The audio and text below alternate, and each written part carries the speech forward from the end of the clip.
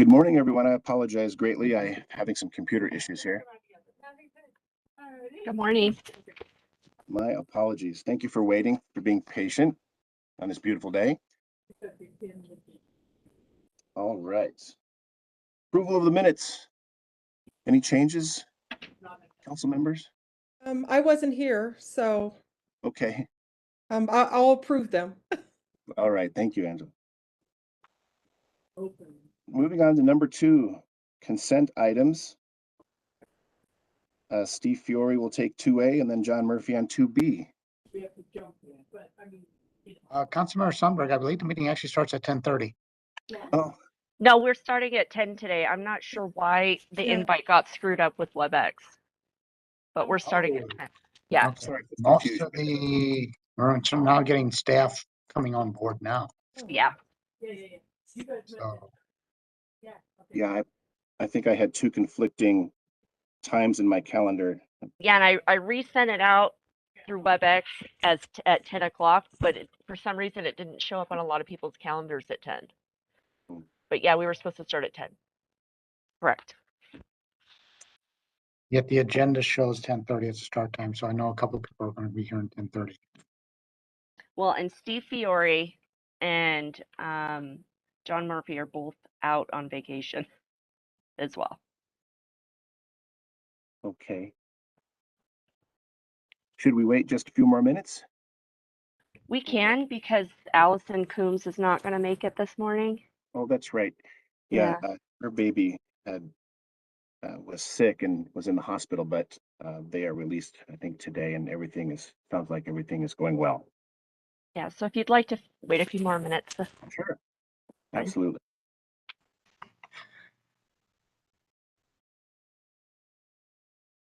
Hey, sorry I was late. Was upstairs hearing another water proposal. Those seem to come frequently these days.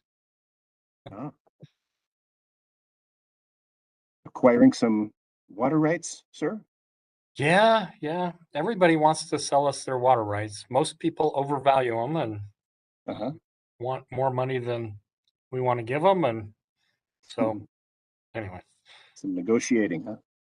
Yep.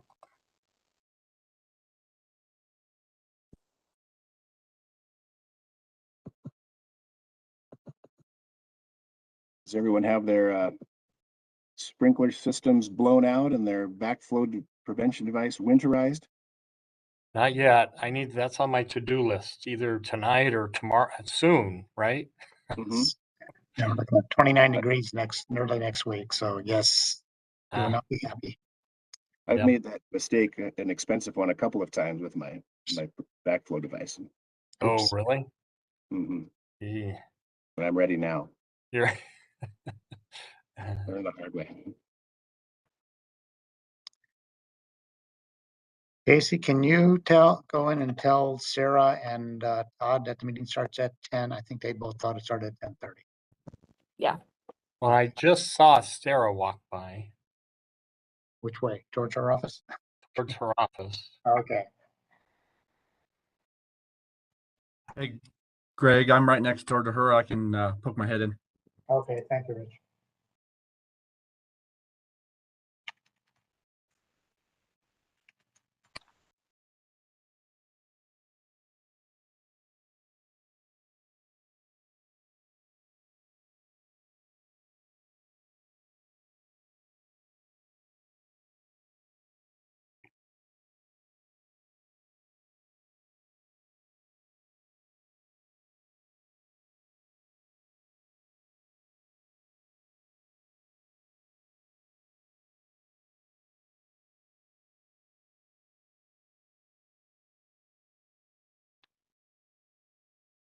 Sarah's on her way.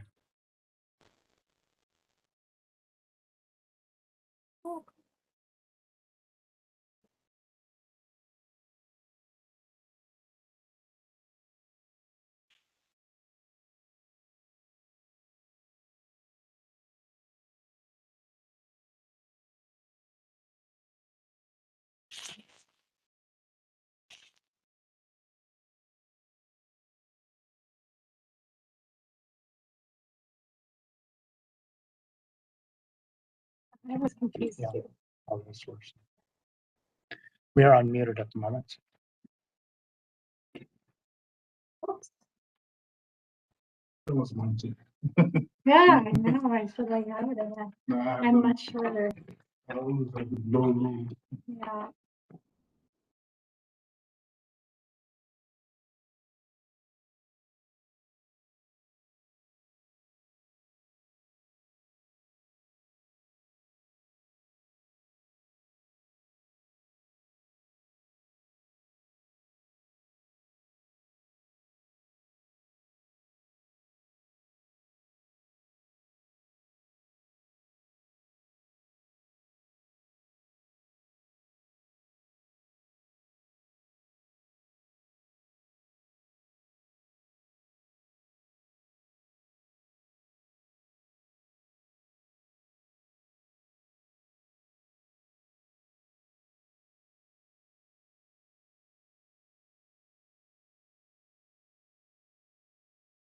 Councilmember Sundberg, I think we have pretty much everyone except for Councilmember Gardner.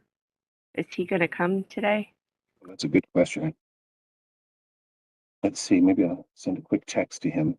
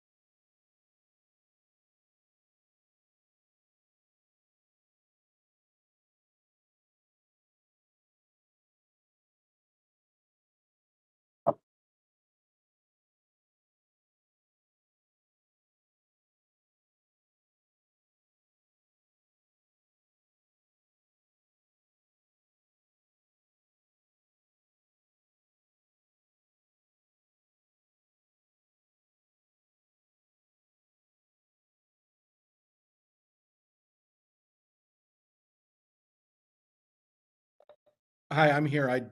Were we starting early or? Good morning, Chris. Yeah, sorry for the confusion there.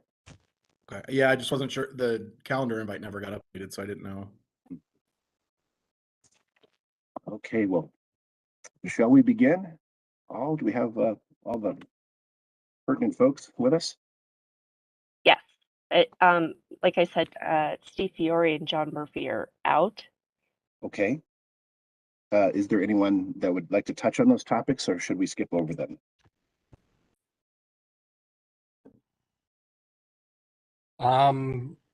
Maybe we can just, if there's any questions, maybe answer any questions that anybody might have. Otherwise, we could just, I mean, water supply situation hasn't changed much. That's John Murphy's report. We need snow. And I think if I recall, there was one change order that was pretty small. Okay.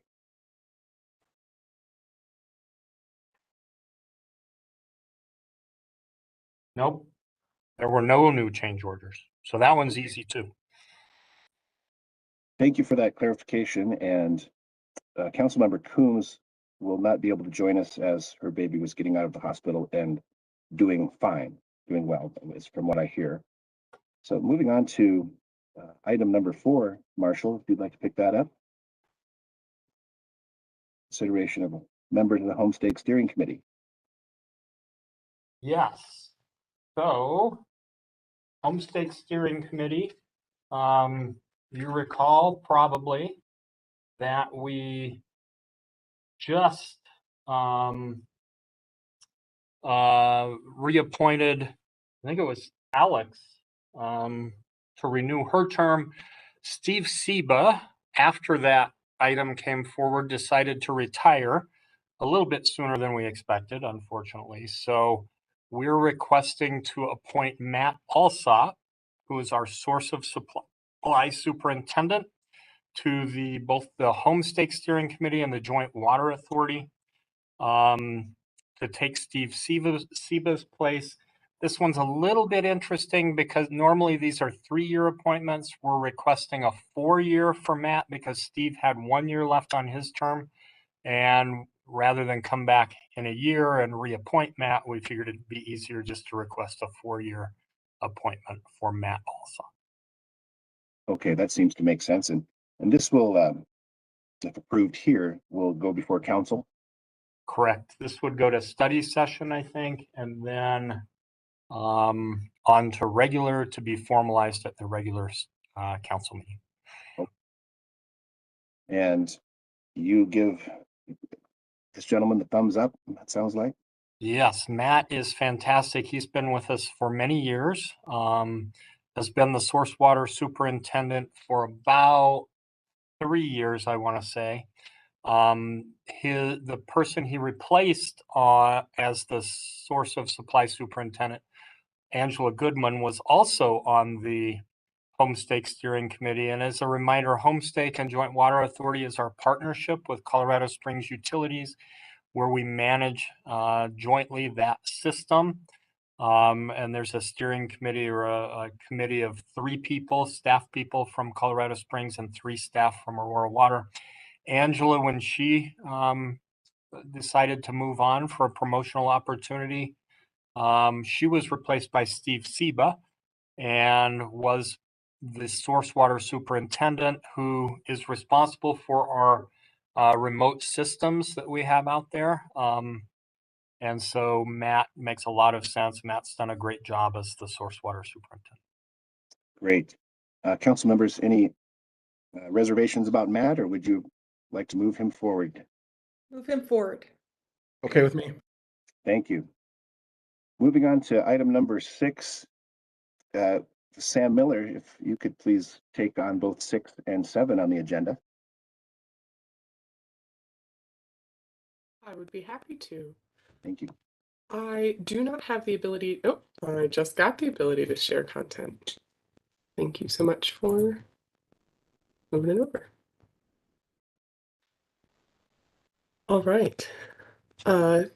Water Policy Committee, these are the last 2 intergovernmental agreements with the Mile High Flood District for this 2022 year.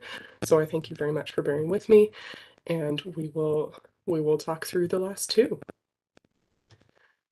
Once again, I have this slide in here. It wouldn't be my presentation without it, to explain why and when we implement these intergovernmental agreements. The first one I'd like to bring before you today is the Cherry Creek stream restoration at Arapahoe Road, which is kind of the midpoint of this area that we're trying to improve.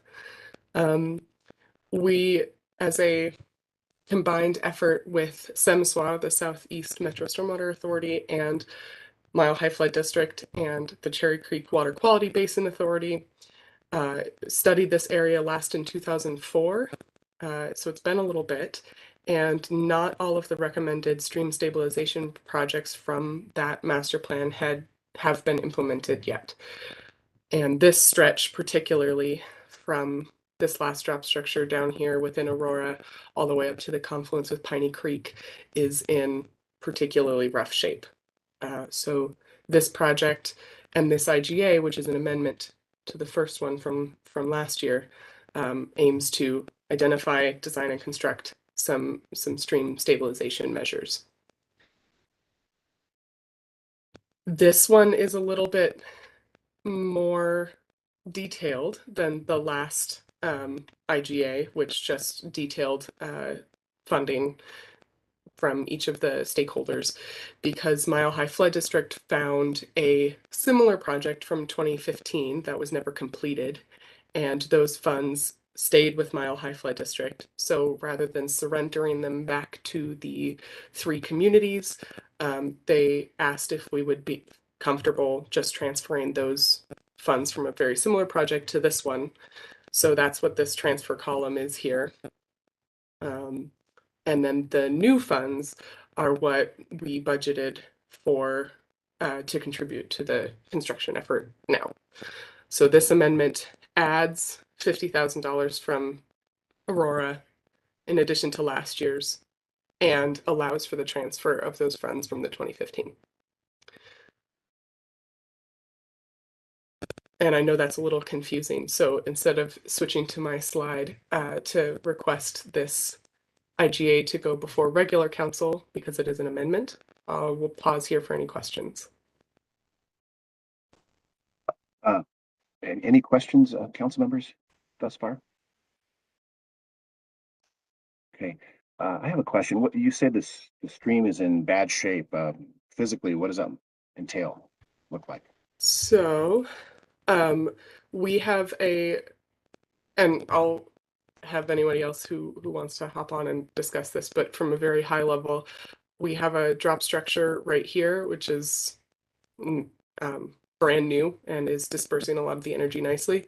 But when it hits this kind of cut into Semswa's area, we're seeing some pretty bad erosion in through here, which is moving and depositing a lot of sediment back in through the city of Aurora underneath Arapahoe.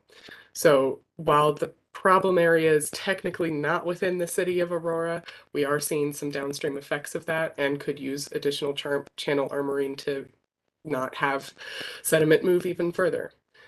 It's difficult to see in this picture, but the creek then continues to kind of waffle between both the city of Aurora's area and the Water Quality Basin Authority, which is in this beige color.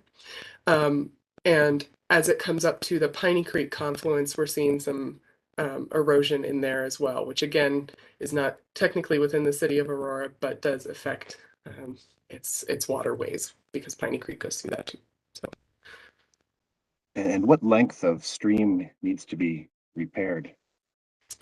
We're looking at targeting very specific areas, namely this one under the road at Arapahoe Road here, the confluence, and then one spot in through here. I don't have the exact length of that. It's quite a bit that's in this area, but it's not that every foot of it is going to need to be included in this project.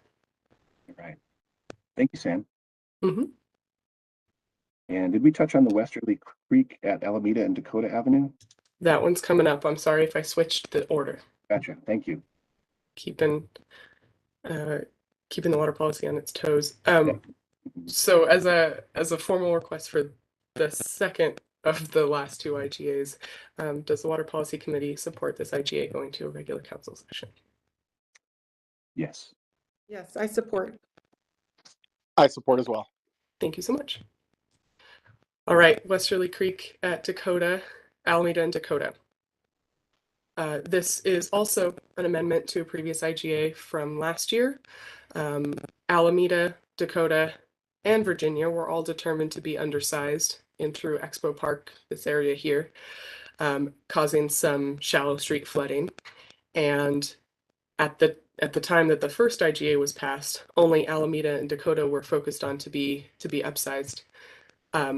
That design and construction is underway now. This amendment would add additional funds into that construction, as well as add the design for the Virginia Avenue tributary to this project.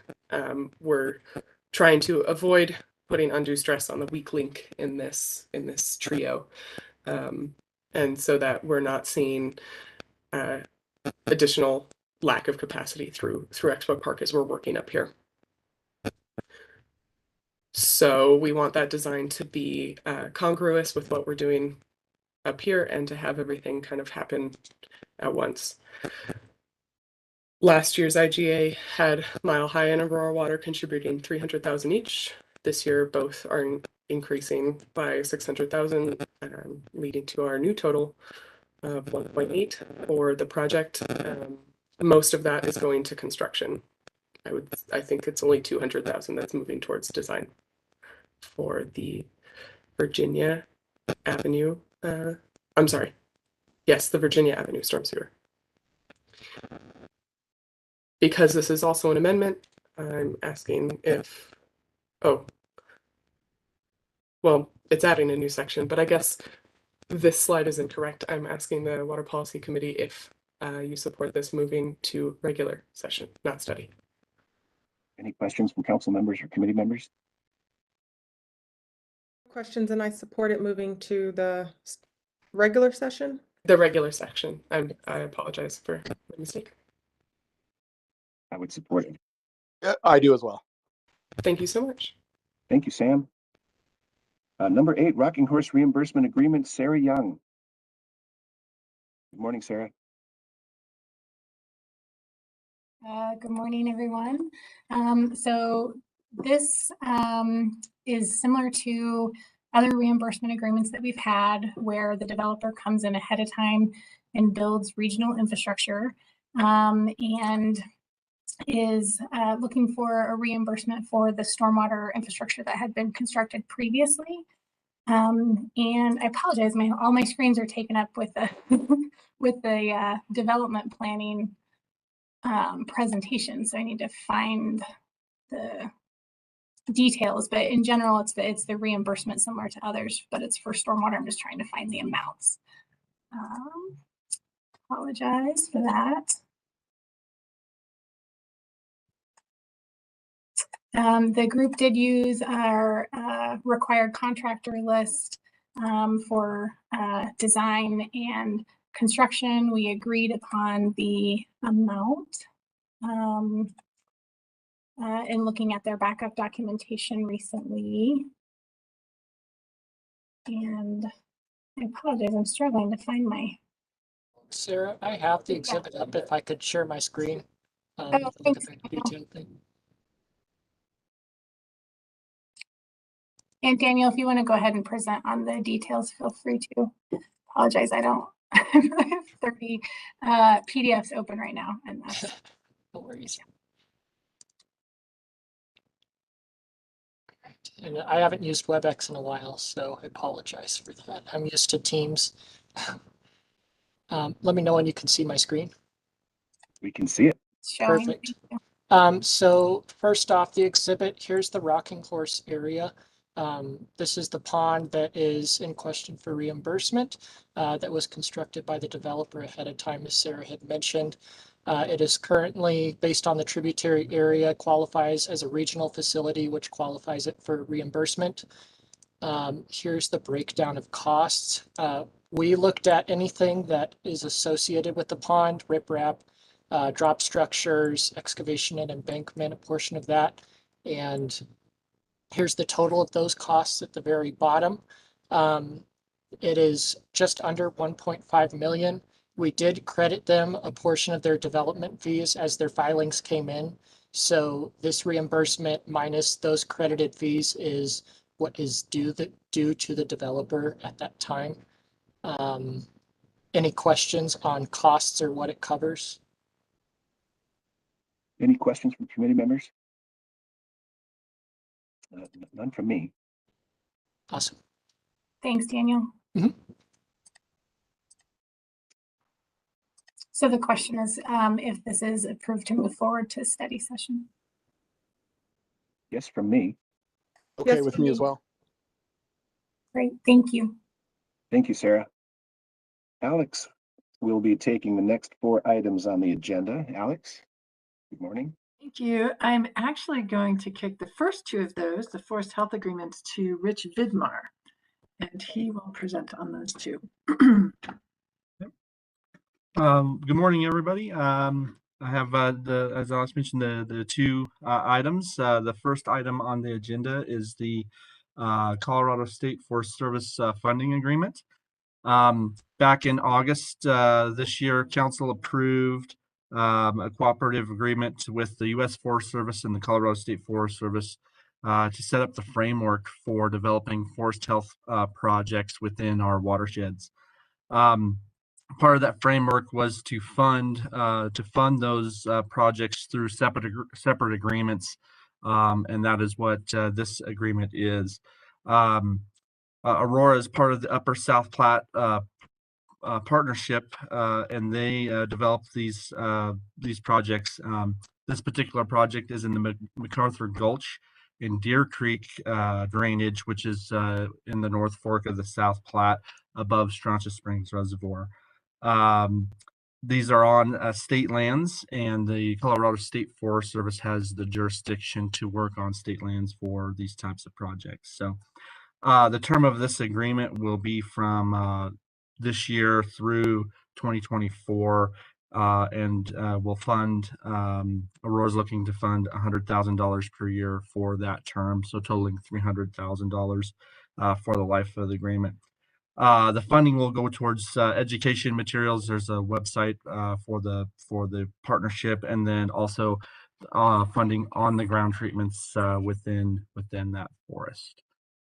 So it's getting work on the ground done in these critical watersheds to limit the impacts of fire or prevent future fires.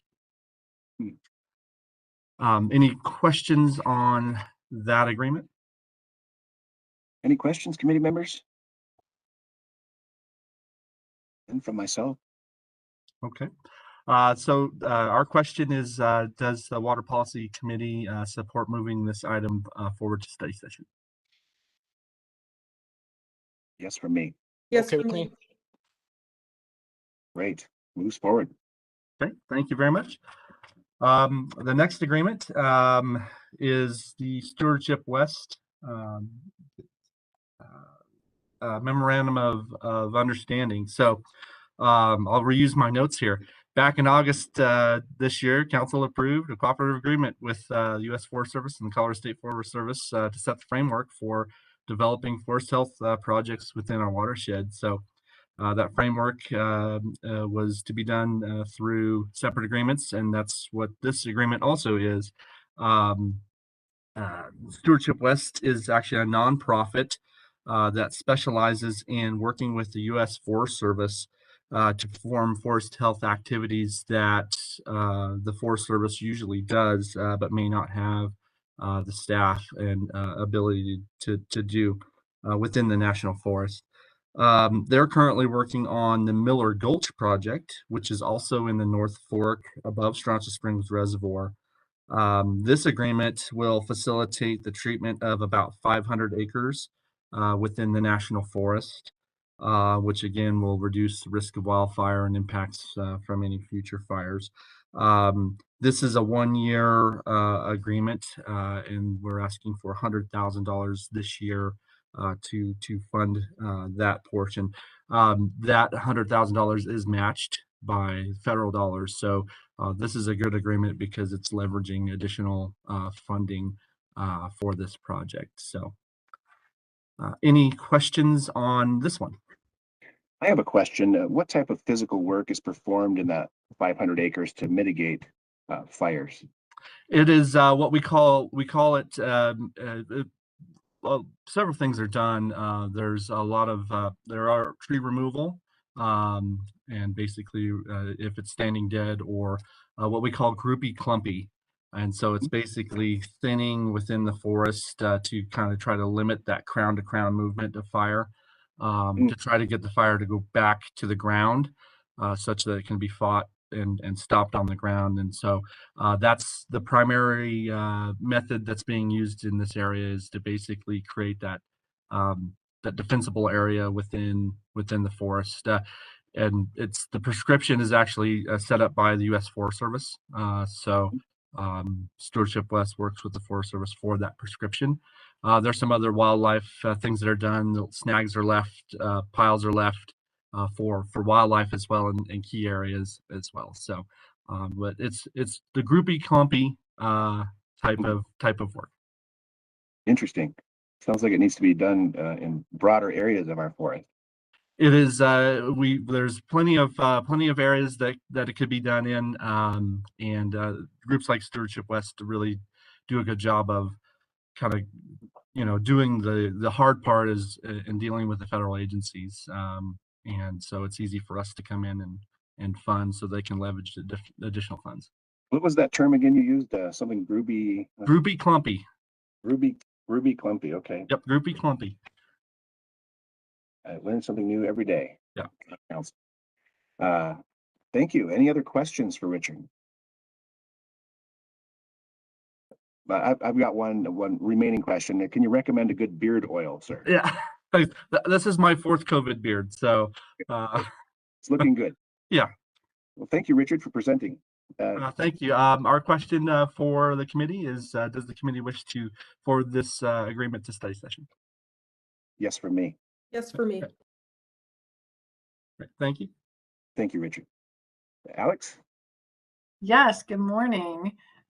Just for the record, my name is Alex Davis, and I'm going to start with the JWA, the Joint Water Authority Agreement.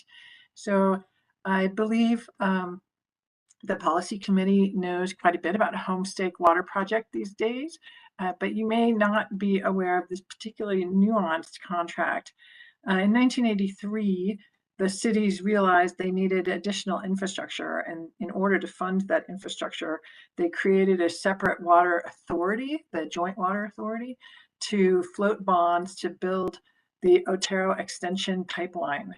The Joint Water Authority built that pipeline, paid off the bonds, and then what continued to be in place to operate that extension pipeline. The Joint Water Authority is, of course, run by both cities. Aurora and Colorado Springs generally have the same, as you just pointed, Matt Alsop, to the Joint Water Authority and the Homestake Steering Committee. Generally, we have the same people serve on both of those committees. Because this Joint Water Authority is essentially a subsection of the Homestake project. This particular transmission service contract was revised and then extended. So the 1983 contract expired in December 2013. The contract was revised and then extended again until 2019. We renewed it, or the council renewed it and extended it through December 31st, 2021 with an automatic extension through the end of this year. The cities, the staff who have been on these steering committees in discussing the extension of this transmission service contract are recommending the best path forward is to continue this contract and thus to extend it to 2027 with 2 administratively approvable 5-year extensions. One of the questions, just in case you're curious about why this there were such short timelines on some of these extensions, one of the questions was, should the authority transfer the infrastructure to the Homestake partnership? And for a variety of reasons, including some disagreements between Colorado Springs staff and Aurora staff, everyone decided it was just more efficient to keep it as is. Colorado Springs staff has been going through a lot of transition and change and new people coming on board, and it just made sense to give the cities a lot more time to think about how this Joint Water Authority should proceed.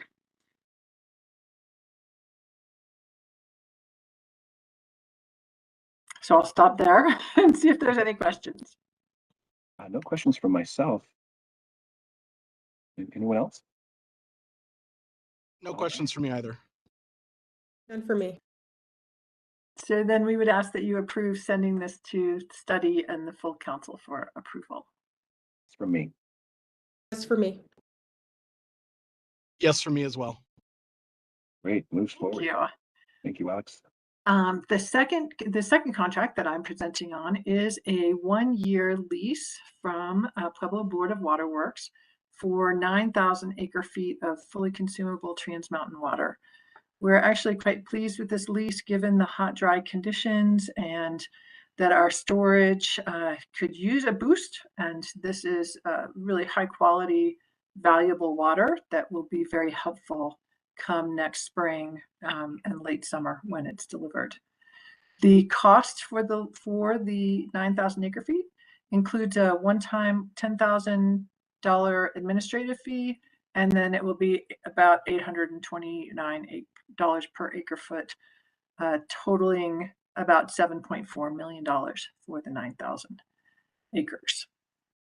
And I'll stop there and see if there's any questions. None for me. How's the value for this water, in your opinion? Is it? Yes, well, it's interesting. It's expensive. but we think it's worth it. One, because it's that high mountain pristine water. It's fully consumable. It is the same price that we are paying in our long-term lease with Pueblo, which council recently renewed. And we believe that if Pueblo had put this on the market, then it would have been more expensive. So we were fairly pleased that they approached us first with this opportunity. I think water's just getting more and more expensive is the bottom line. Seems like it. Thank you, Alex.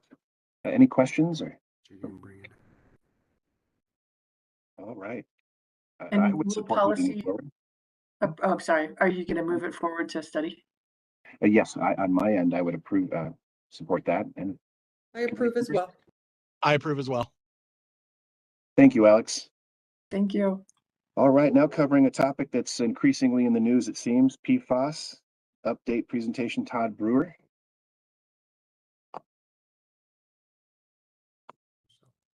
Don't you need to bring up? Good morning, everybody. Thanks for your attention. We'll talk a little bit about chemicals and stuff. And one of the, I don't know about it being popular, but certainly one of the most popular topics to be talking about. And we'll revisit some monitoring results from some recent PFAS sampling that we've conducted.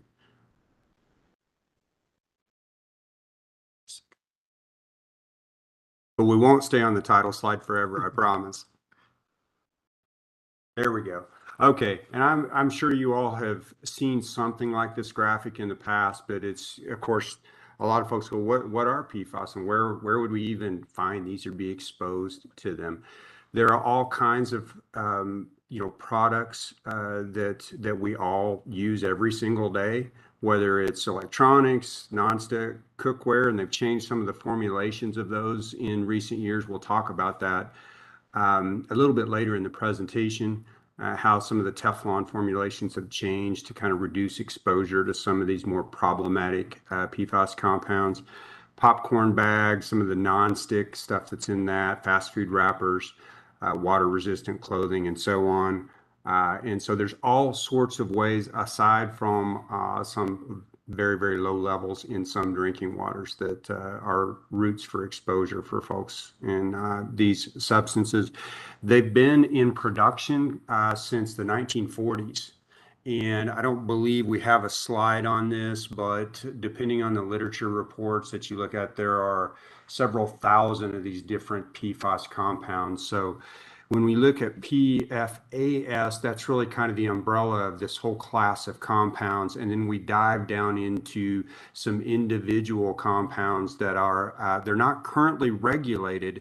They do have health advisories, and we've got a slide on that here in a second. And so even though the focus is on this general class of compounds and more specifically a subset that are really being looked at for long-term health effects, the discussion about generally PFAS and different individual compounds is going to continue for quite some time, I'm sure. Yeah, you can just advance me, Greg, if you would. Sorry, folks. There you go. So again, it's not currently regulated. So you see there along the bottom of the graphic, there's not a maximum contaminant level. That's the MCL for as an acronym. So that would be a regulation on it that we're not supposed to exceed. What we have right now is a health advisory, and this is a lifetime health advisory. So, and I used this analogy in another discussion recently, but an MCL would be like the speed limit. We can't go above the speed limit, or we would be in violation. There's no such regulation currently. The reason we have speed limits is because there's an acceptable level of risk at driving at that speed. A health advisory is different. It's guidance. There could be some triggers for educating the public or our customers about there being there. But a health advisory is that level at which there is no known health effects. So the analogy for a speed limit, if we were going to have a health advisory on driving a car, speed limit or an MCL be 55 miles an hour, the health advisory level would basically be don't drive your car, so there would be no accidents, no injuries, no deaths from driving cars.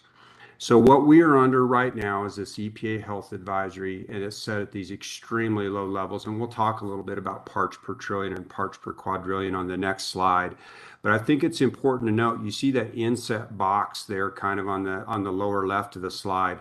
These health advisories are for chronic exposure over a lifetime. And when EPA sets guidelines for MCLs for almost everything, it has to do with long-term exposures. And that's based on, an average person drinking a couple liters of water a day, over 70 years worth of doing that. So right now you see kind of the subset of the PFAS family, and that PFOA, PFOS, those top two are really, and I may fall into being a little bit lazy and saying OA and OS since it's alphabet soup.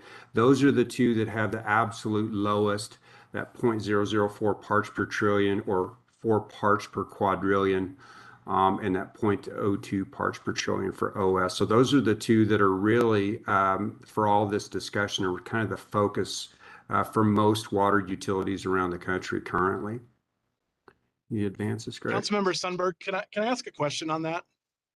Yes, please. So I guess I'm surprised, and I'm not taking a position on PFAS in general, but I'm just surprised that there's not a regulation, because just about everything else in the world is regulated. And so I'm curious, is there I don't know how it works with EPA rulemaking. Do they put out an advance notice and say, hey, we're looking at doing some type of regulation and we want comment? If so, has that happened? Or kind of what has the conversation been around that? It's an excellent question. So the rulemaking process of the EPA is, it takes a while. They have to go through, and they do have a draft proposed rule at the Office of Management and Budget, OMB. There has to be a cost benefit analysis. And they have to make sure that what they're doing can stand up to litigation. They have to open it up for public comment. They may go back and tweak it based on public comment, that sort of a thing. So right now they have a draft regulation. We don't know what that level is that's proposed in that, and it's under review in their office of their budget office, essentially, to say, okay, this makes sense. This is doable, that sort of a thing. And it usually plays out over at least a couple of years, because they do have to have that open for, when I say public, certainly any of us as members of the public can comment. Oftentimes it's these groups that are advocating under public comment, whether it might be somebody like the Environmental Working Group, or it might be somebody that's representing utilities to say, hey, we recognize this is something that needs to be regulated, but we need to be very mindful about the levels and what best available treatment technologies can achieve, those sorts of things. So it plays out, typically over a few years or more. The health advisory, I don't want to put words in EPA's mouth, but it really is a mechanism for them to raise awareness in advance of an actual rulemaking. Is really kind of what the purpose for it is to advance notice of, hey, we have scientific data that says these compounds can be bad actors in terms of impacting public health, and we intend to, very thoughtfully promulgate a regulation on it. So that's the health advisory is kind of a precursor to what, in all likelihood, is going to be a regulation in the very near future. Did that help answer the question? Yep, that was perfect. I appreciate it. You betcha.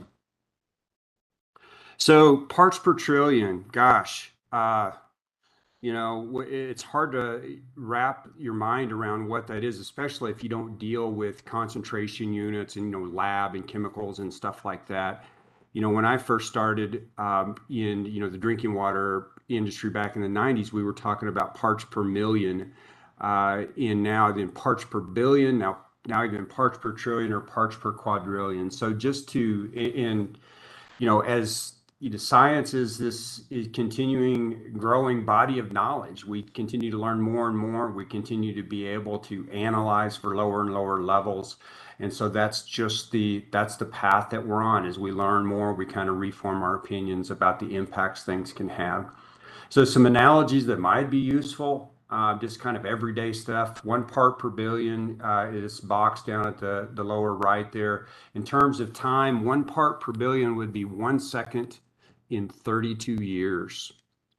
Or 1 part per trillion is, and this is hard to wrap your mind around, 1 part per trillion in terms of money is 1 penny in $10 billion. Or a part per quadrillion is 1 penny in $10 trillion, or a drop in 20,000 Olympic-sized swimming pools. And Marshall and I have had some conversations about this recently, and I've done some math, and you know, a part per quadrillion would be less than 1 drop in Aurora Reservoir. Aurora Reservoir, when it's full, is a little under 32,000 acre feet. So it's a little bit in a whole lot. Is we're absolutely getting down there. And we do not have the analytical capability to measure these compounds at this low a level. That health advisory is a mathematical thing. You go, well, if we know we have this much risk at this level, let's extrapolate that data down to where there is no known health risk, and it's taken us to these very, very low levels. So hopefully that helps, but you try to put it in context to stuff. Go, 1 drop in 20,000 Olympic-sized swimming pools is kind of mind-boggling, really. So the next slide there, Greg. So interestingly, there has been an effort over the last 20 years or more. The CDC and then the ATSDR, which is the Agency for Toxic Substances and Disease Registry, which is a kind of a wing of the CDC, has been doing this National Health and Nutrition Examination Survey. They've been doing a couple things, actually. If you go visit their website, and that link's at the very bottom, the details of this survey here, that just every 2 years, they take about 5,000 folks that are supposed to be a representation of all age groups, ethnicity, socioeconomic. They want it to be a representation of the U.S. population, and they're trying to generate baseline data for exposure to all sorts of things. PFAS certainly one of those. There also has been a related but separate effort to go to areas where there are, it's reasonable to assume, higher exposures to PFAS. Maybe it's near a manufacturing facility or a military base where there's been a lot of PFAS, at that, in that area. But this is the baseline. Hey, what do we expect to see in the U.S. population? So over the last 20 years, plus just a little bit in 2-year cycles, they've been taking blood samples from willing participants. What we've seen is that the OS and OA have declined. Now, over that time, some things that have happened. You remember I mentioned earlier that the Teflon or non-stick coating formulations have been changed, and they're trying to cycle some of these, the baddest of these PFAS actors out of production. And so what we've seen is that blood levels have declined for those specific compounds in this survey by as much as 70 to 85%. However, the average blood levels are still in the part per billion range. So we're talking anywhere from 1,000 to 1,000,000 times higher in concentration in the average blood of the U.S. population than what we're talking about at these health advisory levels in drinking water. So the next slide. So this just graphically, you see this is parts per billion micrograms per liter on the y-axis. That green one that starts up pretty high and has come down, that's the OS. But they've all, we've seen over, this is just the baseline data. So if we were to look at what's in our drinking water, it would be 1,000 to 1,000,000 times below the levels that we're looking at on this chart. It would have to be a logarithmic chart. It's way, way below any of this that we're seeing just in blood samples taken directly from, these survey participants in the U.S. population over the last, now, I think they've been doing it since 1999, every 2 years. So the next slide. So let's talk just a little bit about detection limit versus reporting limit. And this is more, lab vocabulary, but the detection limit is the minimum concentration. And there's some statistics. We have to be 99% confident, but it's the lowest level that can be measured above instrument background noise. So if you can imagine having a baseline, and it's not this nice flat line, there's a signal there. What's the lowest amount that we can absolutely 99% certainty say it's there? The current detection limit for most of these compounds is 0.2 parts per trillion. Now, we might not be able to tell you confidently, the machine's going to spit a number out. Maybe it spits out 0.3. Might be a little bit less than that, might be a little bit more than that, but we're very certain that it is there. So that's detection limit. The reporting limit is typically 5 to 10 times higher than that. And that's where we can say, okay, not only is it there, but we can very confidently quantify it. So if we give you a number of 2 or 2.5 or 3 parts per trillion, we're very confident that we're within maybe 10% or so of that. So detection limit, we're sure it's there. We're less sure about how much. Reporting limit is we're very confident about the amount that we're reporting. So what we're seeing in Aurora waters, both source waters and finished waters, primarily is stuff that's in that gray area, above detection limit, but below the reporting limit. Now, there is a caveat. When you look at the middle column there, the source water results for 2022, what you see is less than 2 up to 15. So when we look at things like our mountain source waters in Aurora Reservoir, we're seeing stuff that's down below 2. It's there, it's detectable, but it's below that reporting limit. The higher things up as high as 15, primarily Cherry Creek wells. We do see it in the South Platte. That's, to be expected as that water flows down through the metro area and is impacted by, wastewater discharges and things like that. The newest information over to the right is our finished water. So this is treated drinking water from all 3 of our facilities, Benny, Griswold, and Wimlinger. And what you see is everything is below 2, so it's below the reporting limit, but it's above 0.2. So there's a very high degree of certainty that it is in fact there. It's not a false positive. But for example, that Benny number, 0.57, that could be down in the 0.4s, it could be up in the 0.6s, but it's the very high degree of confidence that it is in fact there. So this is the newest information that we have in terms of, we've reported to you, previously about finding it in our source waters. Some of that wasn't a shock, like the South Platte. Some of it was a little bit more surprising, although as the body of knowledge on this grows, we're seeing that this stuff is everywhere. I've read some papers recently where they're finding it in the permafrost, they're finding it in the Tibetan Plateau, they're finding it in Arctic ice.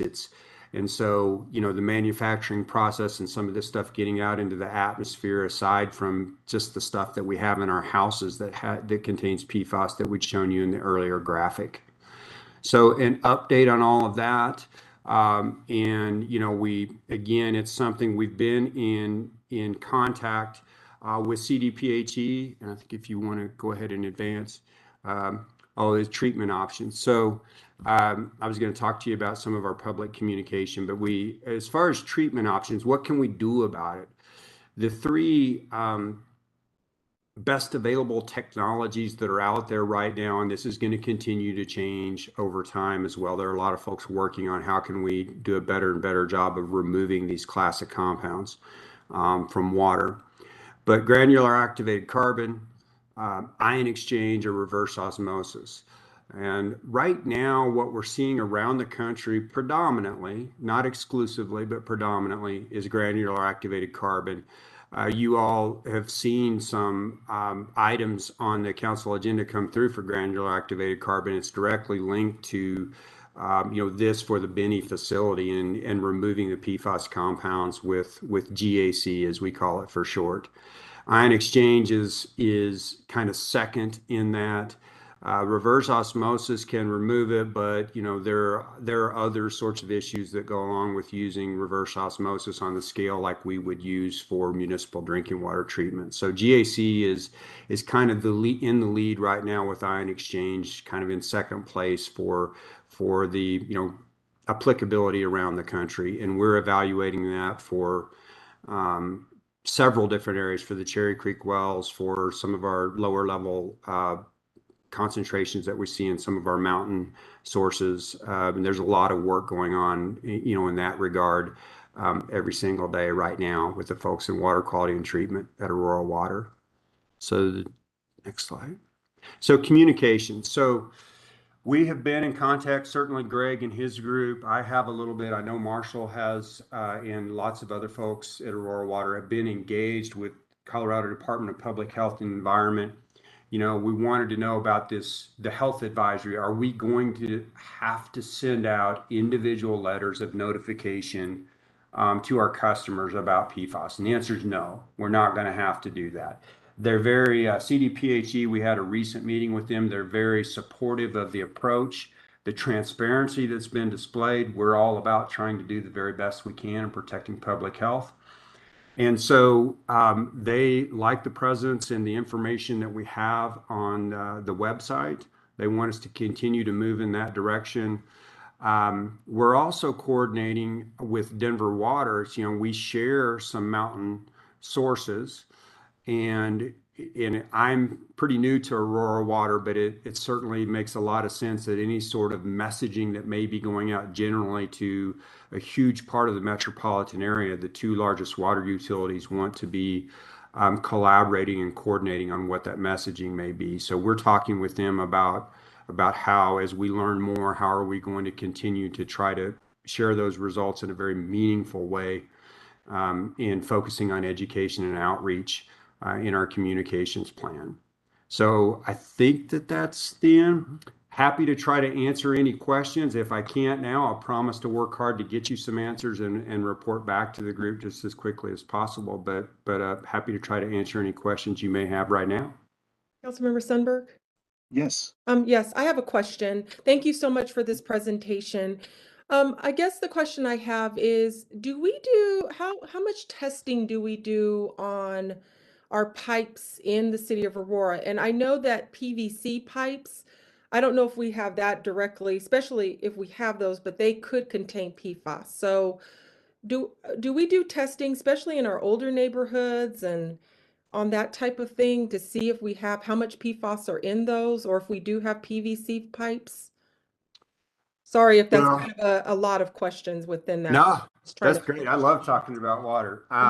It's a great question. First of all, we do have some PVC out in our system. I don't know the extent, but it is kind of and there are several different types of PVC and so there are different types of applications and sizes and all of that, but we certainly have that. It's kind of over time through the decades, you see materials of construction preferred chain. That's why lead used to be a preferred material, decades ago and all of that. So we do have it. I'm not aware of any what I would call distribution system sampling that we've done. We've been doing it at the plants to see what's going out into the system. That's a great point, though. That's certainly something that we can do. And we do have a variety of materials of construction depending on where you're at in town and how new something is versus how long ago that part of the distribution system was constructed. So it's certainly worth doing. It's a great question. We do have those materials out in our distribution system, but I don't believe that I have not seen any data on finished water sampling out like we would do with lead and copper. We would go out and look at customers' taps, or at least at the far end of the distribution system.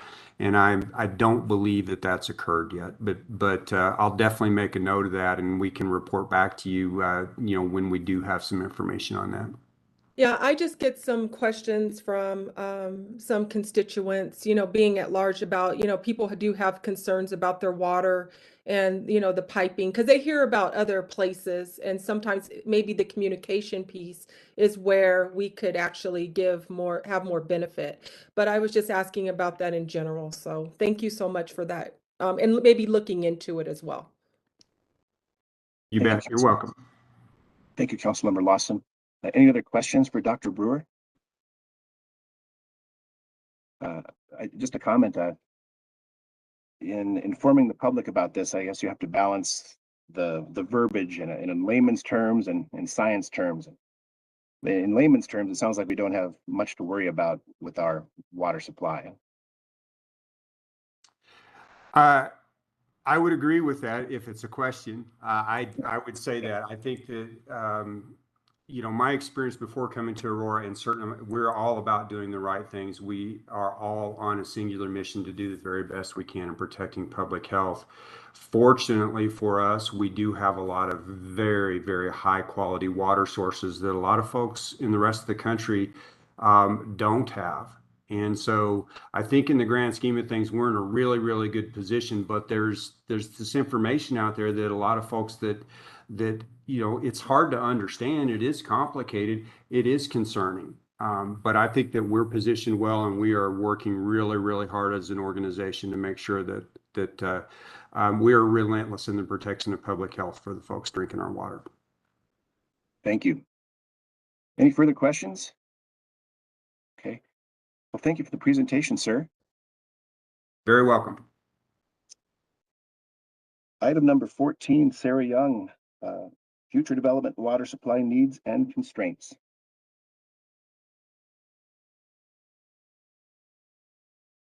Okay, are you able to see that? Yes. Okay, great. So this presentation came, Councilmember Lawson, a couple of times you have asked some questions about how we plan for water supply throughout the city, kind of on a bigger picture scale. We've covered that in some very brief snippets when we're talking about the integrated water master plan, but this is a little bit more detailed information about how that process actually happens.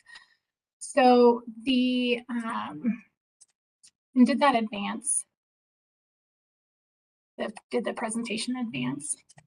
You did, yes. Thank you. Great, thank you. So one of the foundational documents that the city of Aurora develops that helps us with water supply planning is the comprehensive plan. And I can't remember which of you were on council the last time that the comprehensive plan was done. If you haven't had a chance to go through it and look at it in detail, it's really a very well-developed document that includes a lot of information about the city, kind of data, principles, general information about the city. And it talks about some of our background. The process includes a very robust public outreach process. So then it was literally thousands of points of input to try to help form the vision for the city, what we want to look like, what areas we need to develop in certain ways. If you haven't had a chance to look at it, really, it's really a powerful document. And it really is a basis for the planning that the rest of the departments do when we're planning for infrastructure. One of the things that's a little bit different about this comprehensive plan than the ones that were done previously is historically comp plans would say, okay, here's an industrial area, here's a commercial area, here's where residential is going to be, and then there would be some mixed use types of areas. This comp plan focused differently on things called place types. And those place types are basically a combination of a bunch of different types of those land use zoning areas into one, and then placed strategically in different parts of the city. That's great. It gives us flexibility when different developments come in or different developers come in with different ideas in terms of how to make areas work together. And the next little chart here shows kind of a breakdown of what that looks like. So, and it's a little tough to see, but I can also put the link to the plan in the chat. But these are different place types. So as an example, like an innovation district includes a bunch of different types of residential and commercial and office space. And this chart kind of shows you what different types of properties are in different place types. And the reason that I bring this up is then we have to say, okay, based on what the city's vision is, what the plan is for the city, how then, how much water is any individual area going to need, or how much sewer service, or what's the stormwater impact going to look like? And so really this is foundational, not just for the water department, it's also foundational for public works, or to figure out how big the streets need to be in certain areas, what kind of traffic counts they're projecting. Similar for police and fire, they need to understand, the densities and where they would need additional fire stations or police service. So again, a very foundational document. In that plan, it also talks about different infrastructure and growth areas. So at a high level, it talks about some of those different needs that I talked about in each of the different departments. And then it also covers really high level like goals and policies that help guide kind of the mission for land use and for the visioning for the city, and again infiltrate into a number of different places. So another thing that comes out of that comprehensive plan is our planning area boundary. So basically this is the boundary that we use to plan for when we're saying, okay, these are all the areas that could potentially annex to the city that we would have to supply services to. And in the comp plan, when the comp plan is approved, that's also approving this planning area boundary. There are interim places in the process where there will be a request to come and do an amendment to the comprehensive plan and amend this boundary. And over time, that has been either increases to the boundary, and in some instances, it's been decreases to the boundary. So in 2016, there was a request that came in for us to expand the planning area boundary by this area in Brown. It used to follow more along here, and at that time there was a request to come in and expand it, and then shortly thereafter this annexation that you can kind of see under here came into the city after that expansion was approved. Another one that you're aware of that's happening right now, there's a question about expanding the boundary up in the Northeast. And so there's another process outside of the comp plan to expand, or as I mentioned, and historically we've been able to, or there have been situations where the boundary has been retracted. So again, this is when we are doing water planning, we have to assume that everything within this orange boundary, we are going to have to provide water supply to. Some exceptions to that, like Centennial, right in this area, actually, I think maybe my cursor shows up over here, but there are some water districts within that planning area boundary, and those, at least in our current planning process, we do not assume that we have to provide water to like ECCB as an example. So in general, that's kind of the basic map of, okay, now we have to make assumptions for this entire area. Then when we get down to the actual areas, we say, okay, this is the total boundary we have to plan for. And then we take the information from the comprehensive plan and say, okay, here's what the growth and development is going to look like in all of those different areas. And then we have to apply a water use to those different areas. You'll see that our criteria is actually a very simplified version of kind of what comes out of the comprehensive plan, and we are working on ways to marry those up. The fortunate part is that the numbers are kind of relatively close between kind of single family residential at a certain density and commercial and industrial. So they're in that, between 1,000 and 1,500 gallons per gross acre. So that's, if a big development comes in, the gross acreage is that number, which means that when you remove non-irrigated parks, but when you remove things like streets and areas that are not water using, then it averages out to about that 1,000 to 1,500 gallons per acre. So we then apply those numbers based on kind of planned land uses. And then that's how we say, okay, we use that information in the IWMP. And that's how we say, okay, here's how much storage we're going to need in the mountains. Here's how big the pipelines need to be to get to the city.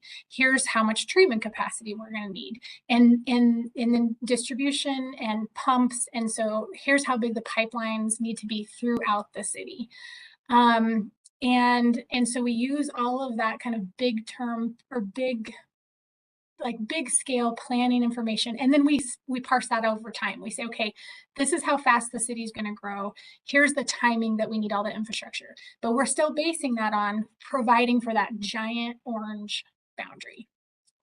So in the current integrated water master plan, this table, or the chart on the right, basically shows, okay, here's over the 100-year planning horizon, just how much water supply that we need. And those are informing a lot of those other conversations.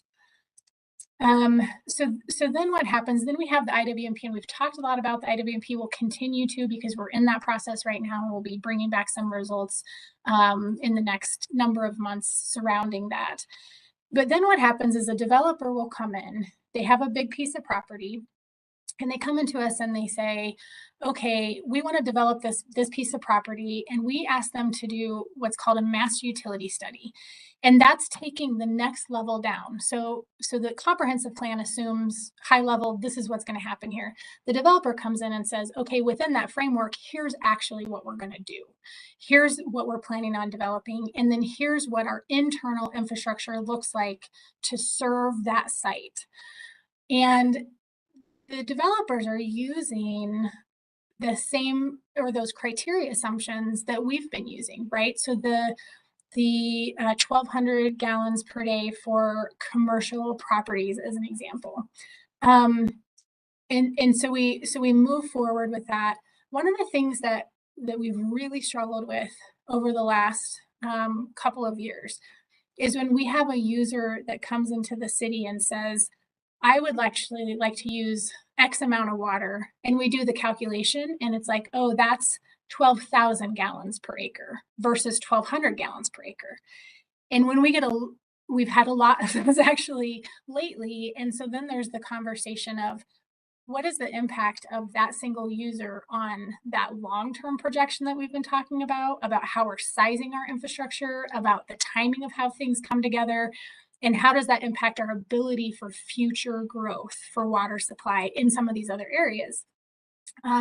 So we're working on trying to put together a policy to propose on, do we need to require that those developers for individual properties adhere pretty closely to that 1,200 gallons per acre so that we can make sure that the system doesn't break. So we're working on that kind of internally with something to come back and propose, but this is the reason for that is because it will offset the balance of the rest of the system if we have really significant users in any individual place in the system, and then eventually we just run out of the ability to supply water, right? So then what happens is so that's kind of an issue that we're dealing with right now. But in general, what happens is the developers come in, they do these mass utility studies, they say, here's what our plan is. Then they sell individual sites or lots to get developed. And then we take that information, and then the next time we do an integrated water master plan, we update all of that to check capacities and how we're kind of operating in line with the criteria that has been developed. So Councilmember Lawson, I'm hoping that kind of helped answer some of the high level questions that you had before in terms of exactly how that process works, but happy to answer any other questions that you might be looking for in a little more detail in some specific area. For me, Sarah, thank you so much. That gives me a lot more, it's a lot more comprehensive, and I think I understand a little bit more about the planning piece. So I appreciate that. Sure. Yeah, you're welcome. And this was just an information only item. So if there aren't any other questions, then that was it for me. Just a quick question, Sarah. Sure. You've obviously taken into consideration annexations in the past there. And do we still forecast possible future annexations in some fashion? Yeah, we definitely anticipate future annexations. So as an example, in this map, everything that is a darker gray are currently annexed into the city. And everything that is light gray are potentials for annexations. There are several, especially in this area right here, actually this one up here over the last couple of years that have come in for annexation. Certainly anticipate additional annexations in this area around, yes. I mean, the answer is yes. There are some areas that have developed in the county that we currently aren't assuming will annex because we've heard that they aren't interested in doing so. However, they're on groundwater, right? Similar to some other folks in the city who are, or close in the city who are on wells, right? We get those requests to say, hey, what options do we have now that our wells are failing? So again, when we're looking at long-term planning, we do look at everything that's within this boundary. The state land board land down here, currently we don't include, or the places like ECCV, like I had mentioned, but if, for instance, this boundary gets even larger in our next rounds of master planning, then we would just assume that everything within that boundary will annex, and we would have to plan for providing service, because that's really what this boundary says, is that council has decided that it's fiscally responsible for us to provide services within this boundary, so people can annex. There's a couple of additional requirements, like you have to have, and those they're state requirements, like you have to be contiguous with existing annexed city, and a couple other requirements I'm not totally intimately familiar with, but yes, there have been several over the last few years. I would anticipate more. Okay, thank you. Sure. Further questions for Sarah? Anyone?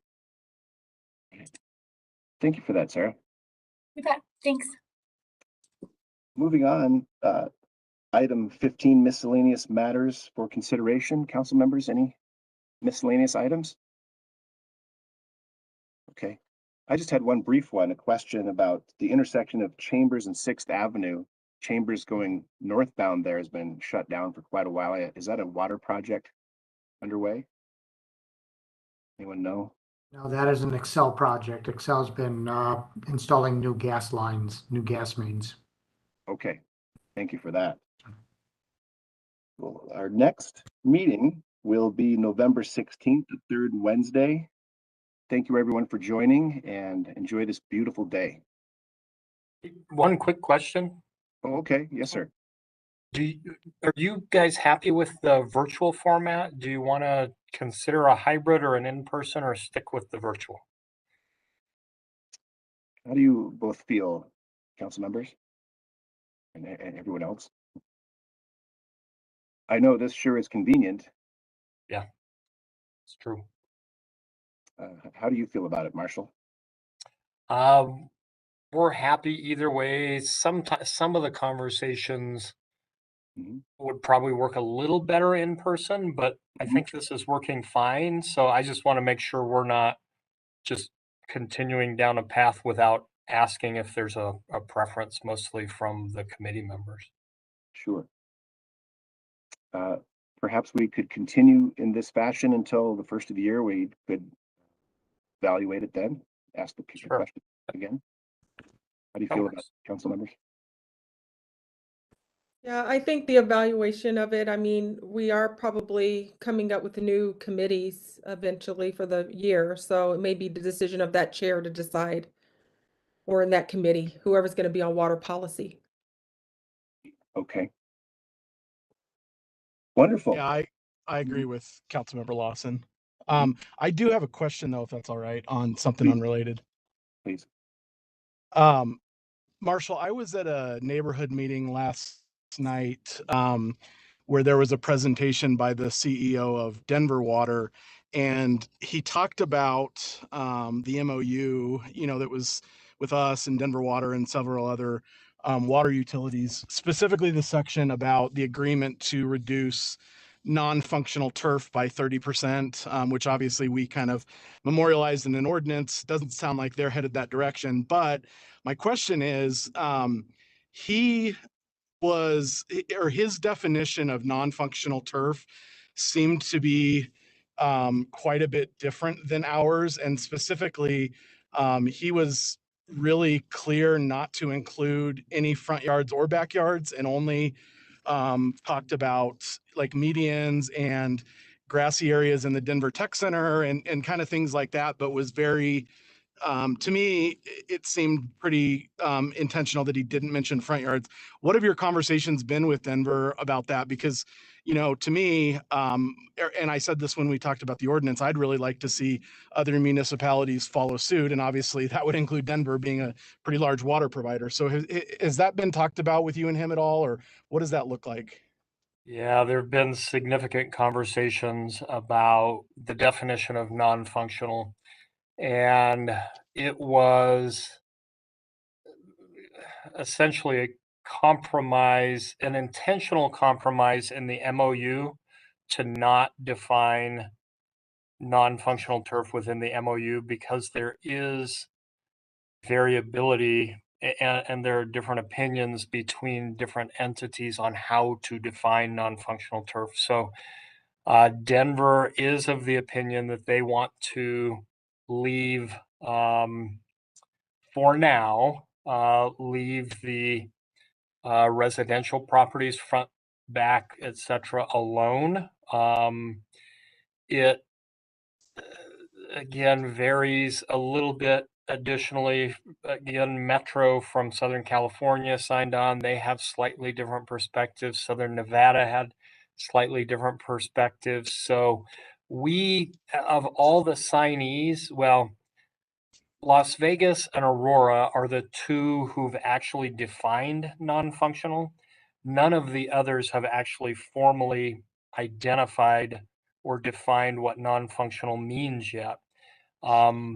So they're struggling a little bit with some of the pieces, and I think the leadership that Aurora is providing and the leadership, again, Southern Nevada or Las Vegas has been out in front on this as well, will help lead others down the path of coming up with definitions that are more similar to ours. But that was a considerable discussion among the signees and was left to each individual entity to define on their own. So it did not require consistency there. Castle Rock, as you're aware, has defined non-functional the same way Aurora has. They've formalized and they're planning on signing on to that MOU as well. So I think we'll see more and more entities coming up with those definitions, but some of the entities will take a little while to come around to the definitions that have been created. And Denver Water, frankly, 3 years ago, if you would have asked them about signing an MOU that looked at non-functional turf at all, they would have said, absolutely not, we're not signing that MOU. So they've moved quite a bit already. I think we'll continue to see them evolve and move, but right now they're not wanting to deal with residential spaces. Okay, yeah, I appreciate that. Excuse me. Essentially how he defined it, excuse me, was any grass that you don't put your feet on. And so, wow, excuse me. He defined it as any grass that you don't put your feet on. And so obviously that doesn't include front yards because you'll put your feet on there. So I was curious about that. My other question is, he mentioned they're going to start being proactive in encouraging those with grass to remove it to meet that 30% threshold. What is kind of our stance on that? I know it kind of came up a little bit in the conversations that, you know, existing turf is a big user of water, obviously, and this our ordinance only looks forward. So where are we at on kind of being proactive with asking or incentivizing folks to remove existing turf?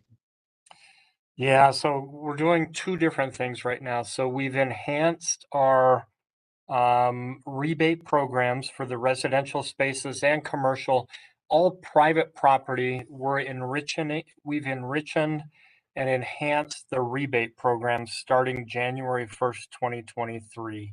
So the financial rebates or reimbursements have been increased. Historically, we've only paid for materials, and we've opened those up. We've increased the limits by about 25% generally, and we're allowing people now to submit receipts for things like delivery costs and some limited labor costs. So we've enhanced those programs. And then additionally, we're working with pros right now to come up with, and they're actually going to be coming, I think, in November to Water Policy Committee to talk about some of what's going on in the cooperative discussions between pros and Aurora Water, where they have some budget. We're also pursuing grant funding, and we're coming up with a plan to go remove the city-owned non-functional turf. So we have a lot of city properties with non-functional turf, and we're going to be formalizing a plan